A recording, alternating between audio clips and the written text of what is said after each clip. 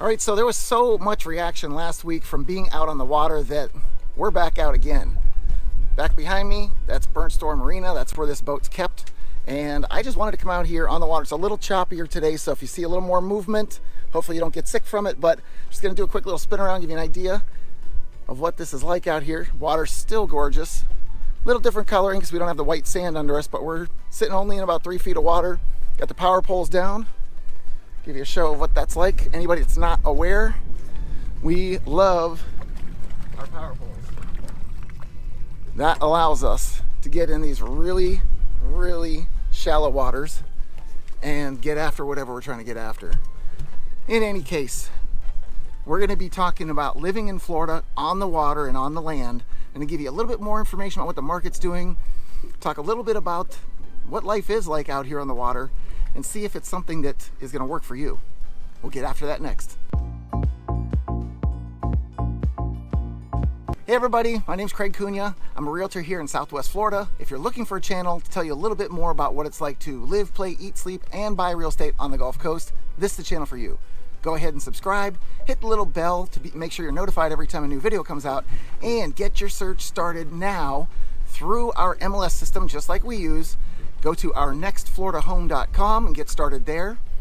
And if you're like all these other people that have been calling me lately and you just have a question that needs answered, you've got to call, text, or email, because I've got your back when moving to the Gulf Coast. All right, so we're out on the water today again. Yes, I love it out here, and obviously you love the views that you get. So I wanted to talk a little bit about what it's like being on the water. I mean, GPS in our area and here in Southwest Florida is very, very important. You hear me talk about it all the time about getting around neighborhoods and finding your way. It's the same thing out here.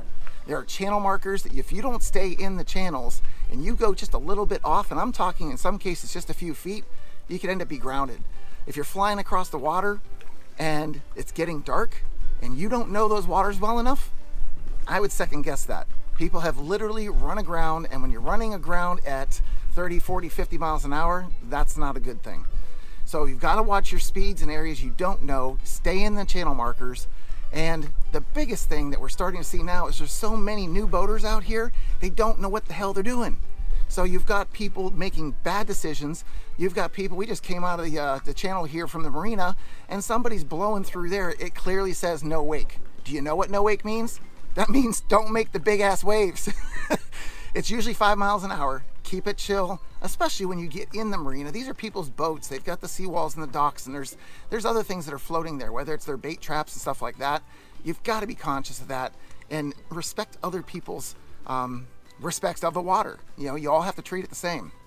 But just a note, pay attention to those things so that we don't have any issues in the future. The other thing that you have to pay attention to here, and I'm getting better at this, I don't pay as much attention because I do go to similar places each time. I do stay in the markers, but tidal changes can make a big difference with where you're going. And you might go out at one point in the morning. I hear this a lot for people in canal systems that haven't been dredged as regularly as they should. You could find it rather shallow on certain parts of that canal. So get to know it really well, know where your boat can best navigate through there so that those tidal changes don't affect you. The other thing that you need to know, if you're buying a boat that has a center console, any kind of transom, you need to know that height so that when the tide does change and you're trying to get under a bridge, we don't want that. We don't want to have you hitting that top on the bridge and messing up your boat. So pay attention to that. If you know you want a bigger boat, we've got to have a discussion about direct access canal homes instead of ones with bridges, because that could easily keep you from getting the boat of your dreams because you got to the house of your dreams. Now, something else that we do out here, you see me with this little baseball cap. Does it make a difference out here? Maybe to keep the sun out of my eyes.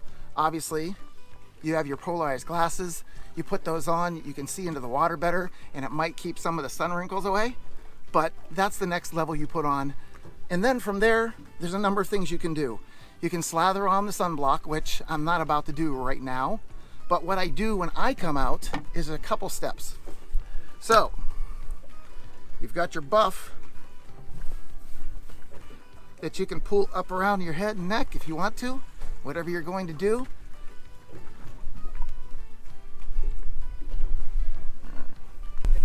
Then you've got your long sleeve SPF shirts. This way you don't have to load up on all that sunblock. Then you take out your Peter Grimm. This is awesome in most cases. The only reason it's not awesome out here is that the sun reflects off the water. So if you think you're protected like this, you're not. Sunblock will still benefit you here, keeping the buff up. Half the guys I see coming off the water after being out all day, they've got this thing wrapped up around their face and their sunglasses is the only thing showing. So pay close attention to what you're doing when you're out. Protect yourself as well as you can. And obviously, stay underneath your T-top. Now, we also have a bow shade, and that will cover the front area so I can carry more passengers and keep that in order for everyone. But this is the way you're going to protect yourself when you're out on the water, and hopefully you won't end up at the dermatologist like I did. Now, since we're talking about supply things when you're out and about in Southwest Florida, let's talk about when you're out and about on the land and you're going to a store and it's 90 degrees out. Most people are thinking, I'm just going to go into my short sleeve shirt and shorts and sandals. No big deal, right? Here's the problem. The AC in more of these places than not is blasting. You, at many times, will freeze when you go inside. I've heard so many people complaining about how cold they were inside, and actually hitting the doors and going back out when it's 90, they actually feel relief from that. So if you think that it's so blazing hot here that you just can't survive, that's not the case. There's many times you're gonna be uncomfortable with the cold, even in the hottest days. So carry a sweatshirt, ladies, carry a cover up, carry something with you so that when you go in these places, especially if you're doing something like a movie theater and you're gonna be there for an hour and a half, 2 hours, that's gonna get real uncomfortable. A supermarket trip, I don't know, some of you might like to just roam around a store. Again, that's another 30, 45, maybe hour trip. It's gonna get cold in there. Keep that in mind whenever you're going inside down in Southwest Florida in the summertime. Now I wanna jump back onto the canal situation, storage situation, and all that for boats, because I've gotten some calls recently, people asking about, well, what are the rates to store a boat? I happen to be at Burnt Store Marina. I've got a 22-foot center console Robalo, and something like this is gonna run about $400 a month. And mine is in a building. It's protected from the sun, it's protected from the elements. If a hurricane comes, it's protected as well. So I'm as covered as I could be. There are some outdoor racks as well. The outdoor racks obviously don't protect you from the sun and don't protect you from all the elements. Just keeps it up out of the water so the salt water is not eating it up. If you're somebody who has a bigger boat and you just need a wet slip, I've seen some wet slip prices at $13.50 per foot up per month. Some of them will also, actually most of them will include the electric and water, but every marina is different. You have to call around and check those rates and see what's going to work best for you. As far as the different canals here, be aware of how wide a canal is. Don't just say, hey, I want to be on water. Think about how big it is, because with each of the canals, a property can have a dock that goes out 25% of the canal or up to 40 feet. So if you're gonna have a bigger boat, a longer boat, and you're navigating through a very small canal, and both sides of the canal have a dock, you've got to get that thing spun around. And if you're working on a single engine, as I'm finding out, that's not the easiest way to navigate. So if you have twins, gonna be a little easier. Anything from there on up, again, you can make that work, but be aware of the dock spaces and turning that boat around in tight areas. So you're gonna be looking for either no bridge, direct access, or the bridge heights that fit your boat, as well as how wide it is in order to store your boat. Also, many other properties here do not come with the docks and lifts, and right now I've been hearing prices that start in the middle 30s to get a basic dock and lift. So if that's the way you're gonna go after you buy your Gulf Access Canal home, just be aware of that extra expense that you're gonna be taking on. Now I'm gonna change gears here. This is gonna be about the market. I've got a client, Mark, and we recently just closed on a home for him, a nice pool home, great price, great neighborhood, but he didn't do it because he wanted to. He did it because he had to. He contracted with a local builder here, and for the sake of everyone's reputation, I'm not gonna name the builder, but I'm gonna tell you this. Be careful, pay attention to what the contracts are saying. Have an agent represent you that can speak up for you, because poor Mark, he's here over a year now, still waiting for his home to start. He put $190,000 down with these people, and they still haven't started his home. That's ridiculous. Now they come asking for another 110. For what? You haven't done anything. So unfortunately, Mark had to go and get an attorney to start fighting his battle for him. If you don't want that to happen to you, let's make sure you have language in that contract that's going to benefit you too, and make sure that they do start the home when they're supposed to. And if they don't, get your money back and go somewhere else. And this is something that you hear these stories with clients all the time, and they are literally happening daily. To give you another example, we had a multiple offer situation that came up on a golf access home just the other day, and that one we did end up getting it because we were the highest offer and we were cash. 4 offers all over asking, and the winning bid went for about $40,000 over. That's one example. There's another that we ended up winning that because of the personal letter. You might remember that video. We had some clients that were in multiple offer situation. They were going up against a corporation. They had a nice letter that said that their family's going to love living there and they'd really appreciate the opportunity. So this is still a very competitive market. Don't let anybody fool you. Florida is different in each area you go to. Even if a market like Miami might slow down, it's a huge market. So a slowdown for them is kind of insignificant.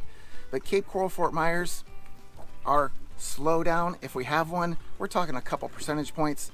Things are still moving. I get calls every day. People are still wanting to put offers. In fact, I got one this morning.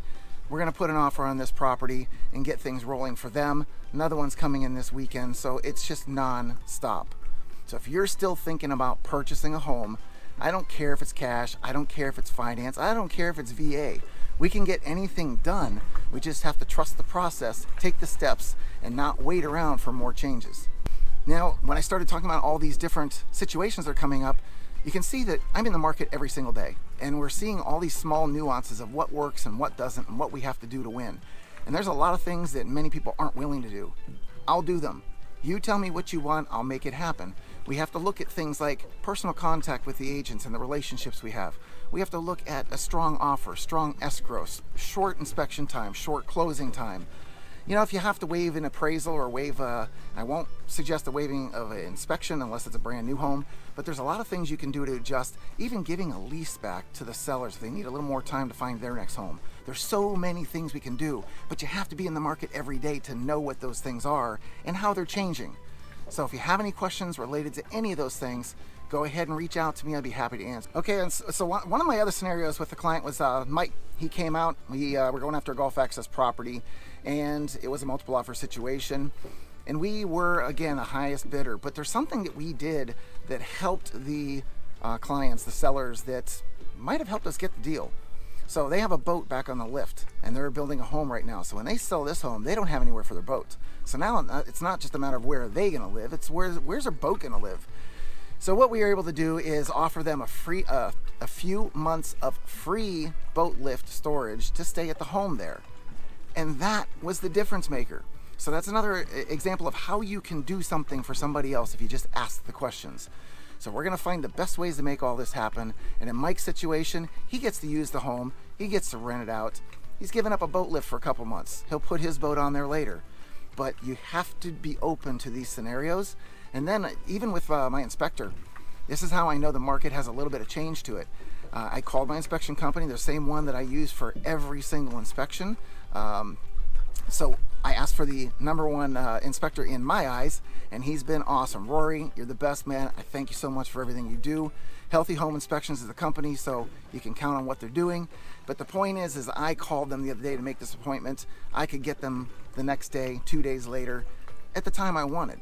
Now, it could partially be because I sent a lot of business their way, but also there's a little less of the homes that are being given to them for inspection right now. There's been a little bit of a slowdown. Now, is it because people stopped? Well, obviously not. I mean, just my activity alone in the last couple weeks shows that it's not necessarily that.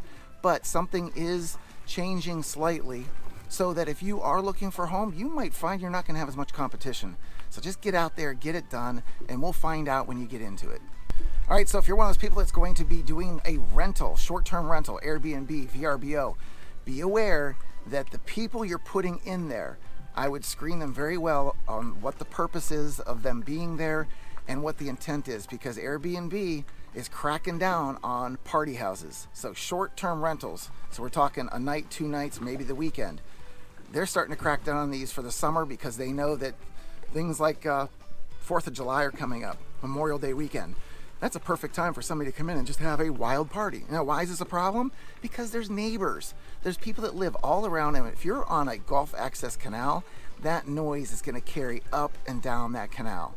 So if you are going to be in that scenario that you're renting that house out and you don't want to be potentially banned from using that service, be careful on who you're putting in there and make sure they understand the rules about these parties and what they can and can't do. I have to touch on this again, more crappy driver stories for our area. Now people aren't even getting out of the way of emergency vehicles. They just stay in their lane, ride along the way they would any other time. I don't know, maybe just ignore it completely. Yeah, it's annoying, it happens on a regular basis, but when we start affecting emergency vehicles, think about maybe if that was one of your family members in that ambulance that you weren't getting out of the way for. Kind of crappy, isn't it? And the last thing, this is again another land-based thing, but if you are in a community, the lawn care is generally done once a week, but you're going to hear the machinery all day long. So if you know it's going to happen on a Tuesday and you don't like it, find somewhere to go for the day because it can get really annoying. I don't live in a community, I live in a subdivision, so we randomly get the people cutting their lawns throughout the day and week. It's not all at once and it's not all day long, so it's not really a problem in that kind of arena, but in communities where they have to just knock it all out at once, that could be something that might be a little annoying. So maybe that's the day you schedule to go out on the water or hit the beach. All right, so that's a little bit more about living in Florida, on the water, on the land. If you want more information about living in Southwest Florida, Cape Coral, Fort Myers, any of those places, check out one of these other videos. And if you've got a question that you need an answer to, you've got to call, text, or email, because I've got your back when moving to the Gulf Coast.